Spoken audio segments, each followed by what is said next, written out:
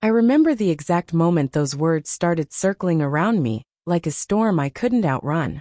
I was sitting on the edge of our bed, still wearing the navy blue scrubs from my shift at the hospital, when the knock came. Not a gentle knock. It was the kind of knock that makes your heart forget how to beat. When I opened the door, 2 police officers stood on the porch, their faces tight and unreadable. One of them asked, "Are you Mrs. Claire Monroe?" And I could barely whisper back, "Yes." That's when my world stopped. "We're sorry to inform you, but your husband, James Whitmore, was found deceased in your garage early this morning. They said it was carbon monoxide poisoning. The car engine was still running when the neighbor found him. At first, I thought it was an accident. He must have gone in there to grab something, maybe forgot the car was on. Or maybe he'd fallen asleep. But then they started asking questions. Not just questions. Accusations dressed as inquiries. Did you and your husband argue often? Was he depressed? Why was the door to the garage closed from the inside? And the one that stayed with me. Did you encourage him to take his own life? No. God, no. James was everything to me. Yes, we had rough days. What couple doesn't? But I never imagined he would die like that. And I never imagined that people, my neighbors, my coworkers, even his family, would turn on me so quickly. Like they'd been waiting for a reason to. The gossip started before the funeral. She's always been cold. She didn't even cry when they told her. I heard she took out a big life insurance policy just last month. They said I killed him. I remember sitting in the kitchen 2 days after he died. The sunlight was too bright, too harsh. It lit up every corner of the life we built together. The coffee cup he used every morning still sat by the sink. His keys were still on the hook. I felt like a stranger in my own house. Like I was intruding on someone else's life. I couldn't sleep. Couldn't eat. I kept hearing his voice. Not in a spooky, ghostly way, just echoes. Like muscle memory.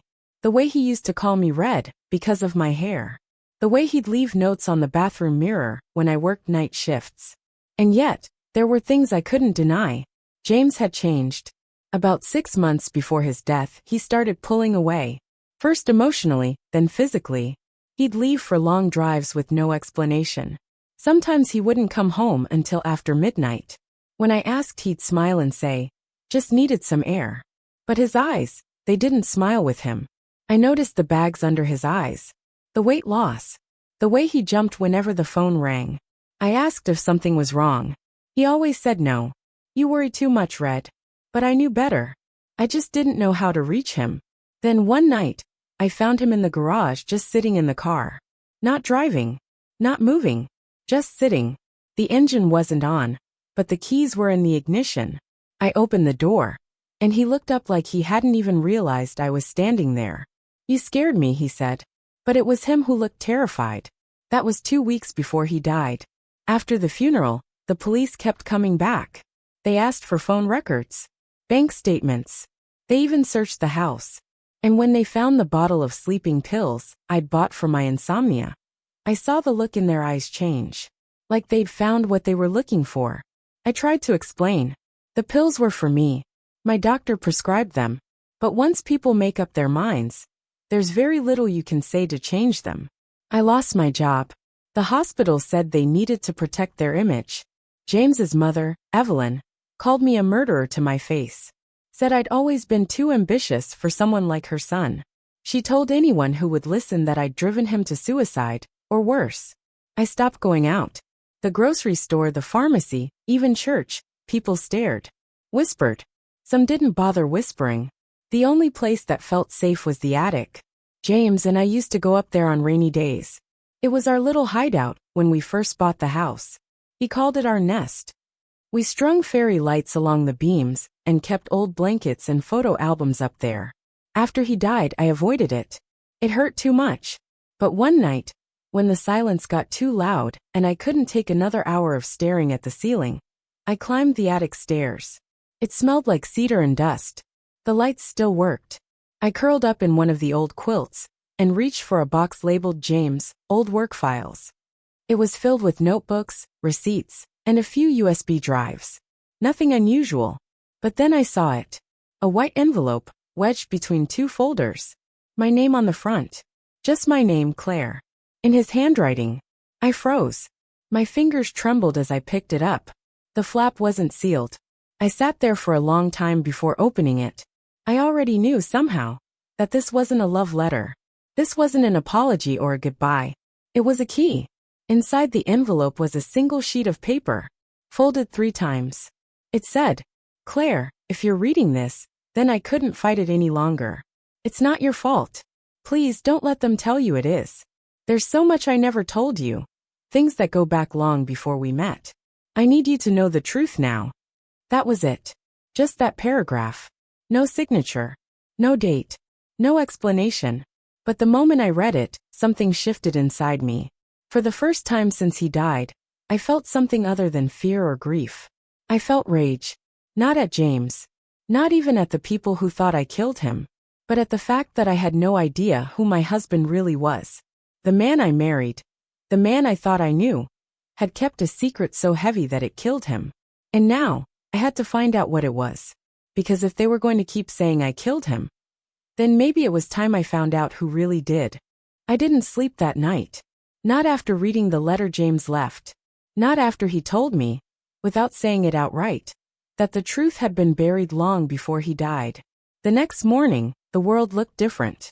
Like someone had peeled back the sky and showed me the gears behind it.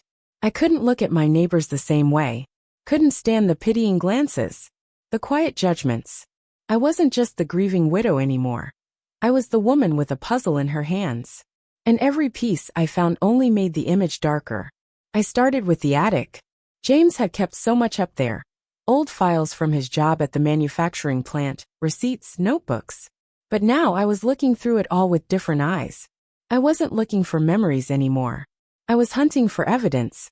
That's when I found it. A small black notebook bound in leather, hidden in the bottom of a filing box labeled vehicle maintenance. Not something James would usually touch. He didn't even know how to change his own oil. Inside the notebook were pages and pages of dates, initials, phrases that made no sense at first glance. DC, not safe. March 8th, parking lot, Silver Tahoe. She saw me. Need to move faster. Who was she? And what did James need to move faster on? I flipped through more pages, heart pounding, until I saw my own name. If Claire ever finds this, God, I hope she never does. Know that I tried. I tried to protect you. I dropped the notebook like it had burned me. Protect me? From what? I didn't recognize the man who wrote those words. Not my James. Not the man who used to dance with me in the kitchen in his pajamas. Who made up songs just to make me laugh. That man was warm. Silly. Gentle. This man sounded hunted. I picked the notebook up again, this time more carefully. In the back, tucked into a slit in the binding, was a small USB drive. I plugged it into my old laptop. The folders were named in code. Alpha, Delta, Violet. I opened one at random. Inside were photographs. Blurry at first, surveillance-style shots. Men in suits, standing by a black SUV. One of them had a scar over his left eyebrow. Another folder held voice recordings. Most were short, garbled. But one was clear. It was James. His voice shaky but firm. If you're hearing this, then I didn't die by accident. They wanted to look that way. But I need someone to know. It started with the Hollow. The Hollow? Burke's Hollow. I remembered the phrase from the notebook. It was a tiny town about an hour outside our city. James never mentioned it. Ever. I couldn't explain it. But I knew, deep in my gut, that if I wanted to understand what had happened to James, that's where I needed to go. The road to Burke's Hollow was the kind that made you feel like you were leaving civilization behind. Long cracked pavement. No signs. No signals. Just trees pressing in on both sides, like they were listening. When I got there, I realized it wasn't a town. Not really. Just a collection of weather-beaten houses, a gas station with one working pump, and a boarded-up diner with a faded sign that read, Maggie's. I asked the man at the gas station if he knew James Whitmore. He froze. No, he said too quickly. Doesn't ring a bell. But the way his hand trembled as he handed me change said otherwise. I drove down the only road until it turned into gravel, then dirt. Eventually, I found a gated-off property, old rusted barbed wire, and a no trespassing sign half eaten by time. Beyond it, I could see the remains of something industrial, concrete foundations, old steel beams like ribs of a skeleton. It had once been a factory, a place James had worked? No, something older. I parked the car and climbed over the gate. The air was colder here. Still. Too still. I wandered through the ruins until I saw a shape. Small, half buried in dirt. I dug it out. A child's shoe. My stomach twisted. And then I remembered. A newspaper clipping James had saved, buried in the files.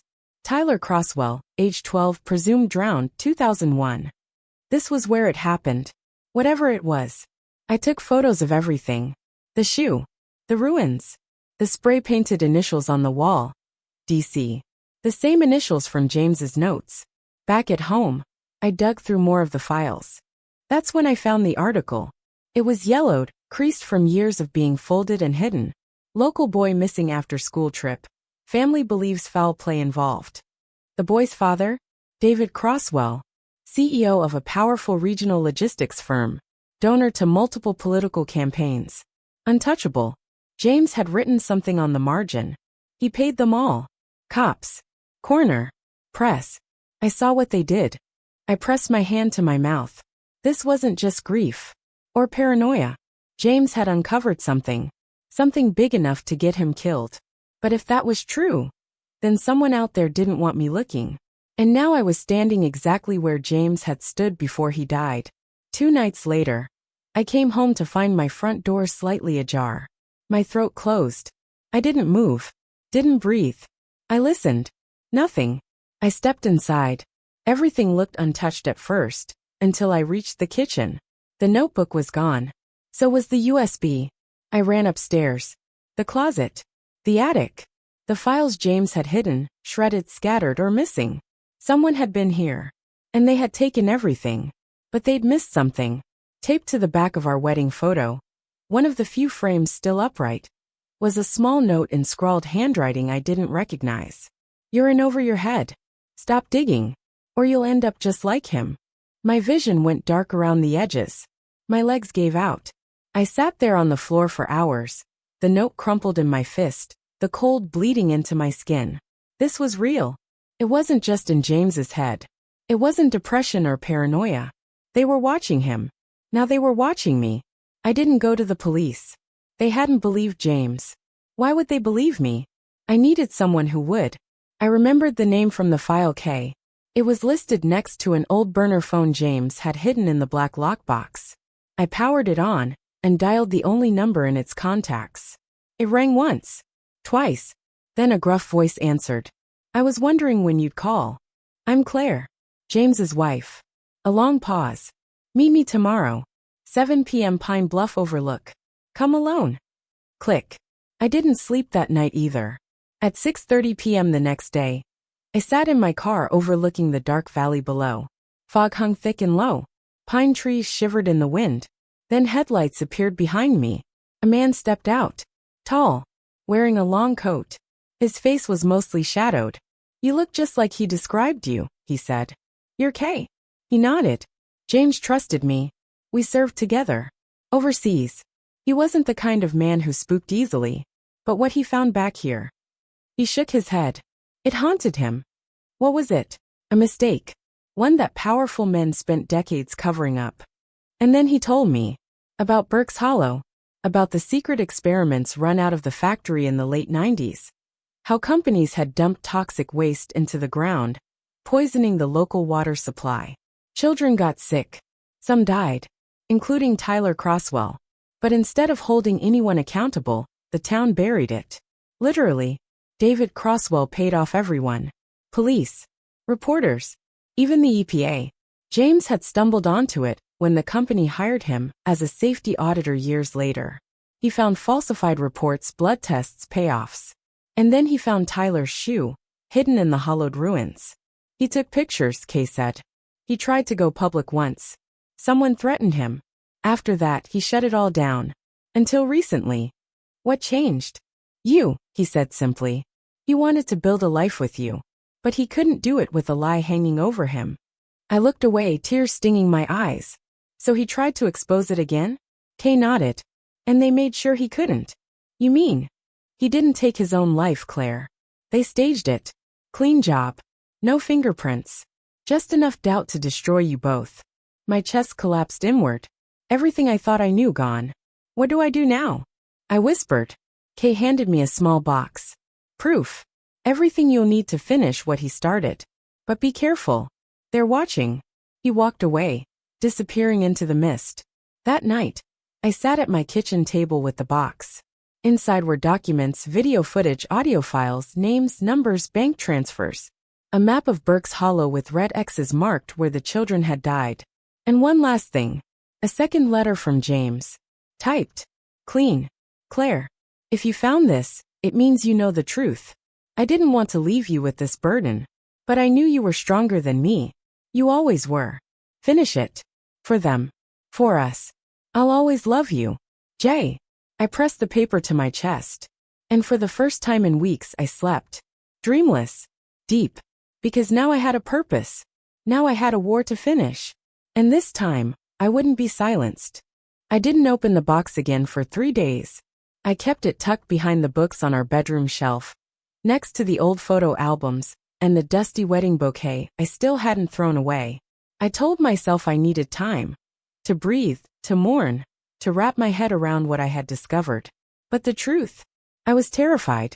Because once I opened that box, I couldn't pretend anymore. I couldn't lie to myself. James hadn't died because he was broken. He'd been silenced. And I might be next. On the 4th morning, I sat on the kitchen floor, the box in front of me, and said aloud, "If you left this for me, James, then you must have known I'd find a way to finish it." Inside were the files Kay had given me. Bank statements, email printouts, maps, taped interviews, even grainy security camera footage from the outskirts of Burke's Hollow. One folder was labeled, The Croswell Tapes. I pressed play on the first recording. A young man's voice, shaking but determined, filled the room. "My name is Daniel Rains. I used to work at Croswell Logistics. In '06, I was told to shred a box of files labeled Burke water samples. But I looked first. What I saw scared the hell out of me. Levels of toxins high enough to cause organ failure in children. I tried to talk to HR. Next day I was fired. Car got keyed. Someone followed my wife home from the grocery store. I never talked after that. Until James showed up. I pressed pause. My fingers were ice cold. This was it. Proof. A voice. A real human voice confirming the nightmare. I copied the files onto multiple USB drives, labeled them under fake names, and mailed them to 3 different journalists, people James had once mentioned admiring. But I knew that might not be enough. They'd already erased him once. And they'd tried to erase me. This time, I'd make sure the whole world heard the truth. It started with a blog post. I created a new account, anonymous of course, and published the first chapter of James's investigation. I added the photos of Burke's Hollow, the shoe, a redacted version of the Croswell memo, and the full audio recording of Daniel Rains. Within 24 hours, it had 87,000 views. Then the emails started coming. Some were from people offering help. Others shared stories of strange illnesses, of children who died near Burke's Hollow, of quiet settlements and sealed court documents. But not all the messages were kind. Some were threats. You don't know what you're talking about. Leave the past buried. You should have died with him. You have no idea who you're dealing with. But the most chilling came by mail. No return address. Just a single photograph inside. A recent photo of me, taken through my kitchen window. I started sleeping with the lights on. I went to Kay again. We met in the back of an abandoned church on the outskirts of the city. He brought coffee. I brought fear. I'm in deeper than I thought, I told him. And someone's watching me. He didn't flinch. Just nodded like he'd been expecting it. You have to make this public, he said. Live. On camera. Make it so big they can't shut it down without making noise. I'm not a journalist, I said. I'm not a fighter. He looked me straight in the eye. You're his widow. That's stronger. 2 nights later I went live. No filters. No makeup. Just me, a cracked voice, and the truth. 6 months ago, my husband James Whitmore died. They said he took his own life. They were wrong. I laid it all out. The factory, the children, the cover-up, the men in suits, the surveillance, the threats. I showed James's letter. I played Daniel Rains's tape. I displayed copies of the Crosswell payoffs. I ended with a message. To the men who did this, I'm not afraid of you anymore. And I won't stop. Not until you're seen. Not until every lie is undone. Within a day, the video hit 1 million views. By the end of the week, the news had picked it up. And that's when things got deadly. Someone broke into Kay's safe house. He barely escaped. When I tried to reach one of the journalists I'd mailed files to, Sophie Dupre from the Sentinel, she was missing. Her apartment was ransacked. Laptop gone. Phone disconnected. Police called it a possible personal dispute. I knew better. That same night, I found another letter slid under my front door. You have one chance to walk away. Final warning. I wanted to run. I wanted to disappear. But then I remembered the look in James's eyes in our wedding video. Bright, full of hope, full of faith in the world. And I realized, if I backed down now, he died for nothing. So I went to the press. In person. I walked into the offices of Channel 8 News, handed them a hard drive and said, "This is going to bring down Crosswell. Are you brave enough to air it?" They were. The expose ran the following Sunday under the headline, Poison Grounds, The Hidden Deaths of Burke's Hollow. The footage aired in full. Interviews, files, maps, names. The internet exploded. People started demanding answers. The Crosswell board held an emergency meeting. The governor issued a statement. Investigations were reopened. It felt, for the first time, like the tide was turning. Until the night I came home to find my dog poisoned. I buried Max in the backyard with shaking hands. That same evening Kay called. "They're coming for you next," he said. "Pack a bag. Now." I didn't argue. We went off-grid. Stayed at a cabin deep in the woods. No cell service, no internet, no one around for miles. It was there by firelight that Kay gave me James's final tape. "I wasn't supposed to give you this unless things got really bad," he said. "But I think you've earned it." The envelope had my name written in James's handwriting. Inside was a cassette tape. Kay had a player. We sat together and pressed play. James's voice filled the room. He sounded tired, resigned, but also calm.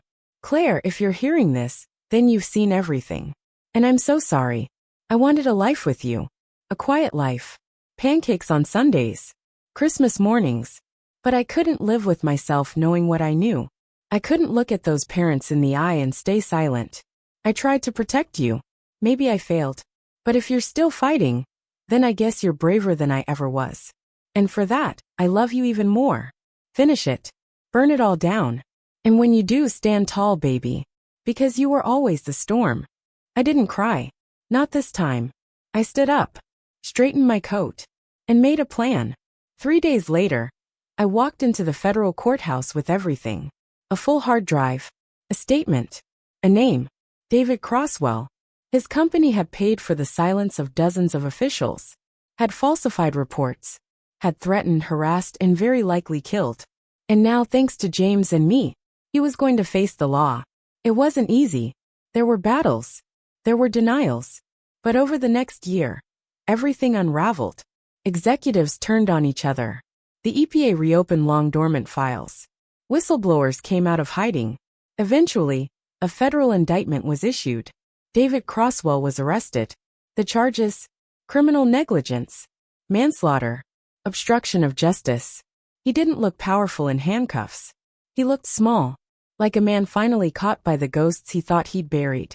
I stood at James's grave that evening, the autumn wind whipping through the trees. "They know the truth now," I whispered. "You did it, James. You did it." I placed a small stone on the headstone. Then I left. Not broken.